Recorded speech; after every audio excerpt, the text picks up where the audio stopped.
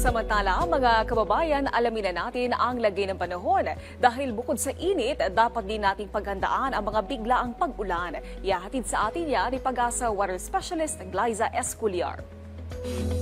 Magandang hapon sa iyo, Naomi. At para sa lagay ng ating panahon, apektado pa rin po ng frontal system ang dulong Hilagang Luzon. Kaya asahan pa rin po sa Batanes, Cagayan, Ilocos Norte, Ilocos Sur, Apayao, Abra at Kalinga ang maulap na kalangitan na may kalat-kalat na ulan at pagkita at pagkulong.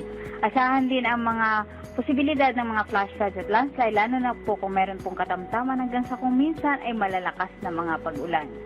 Samantala sa Metro Manila at nalalabing bahagi ng ating bansa, ay apektado po ng easterlies. May init o may kainitan po sa umaga, ngunit pagdating po ng hapon o gabi ay asahan naman po ang mga isolated na mga pag-ulan o mga pagkidlat, pagkulog. Pwede rin po ito magdulot ng mga pagbaha, lalo na po sa mga bahaing lugar.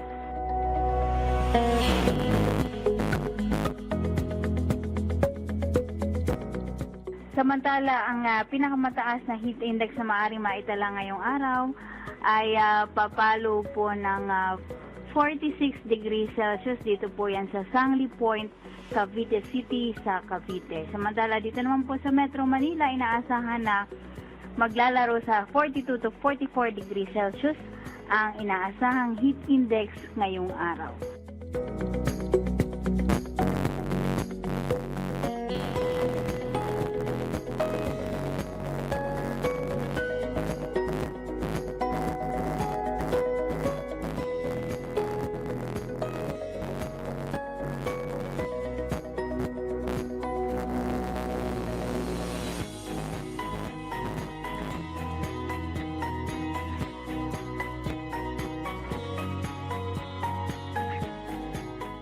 At ito naman po ang status ng ating mga dam.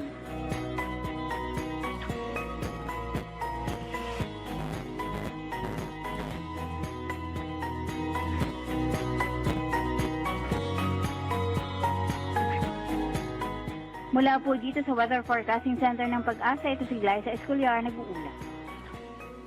Maraming salamat, Pag-asa Water Specialist Glyza Esculiar.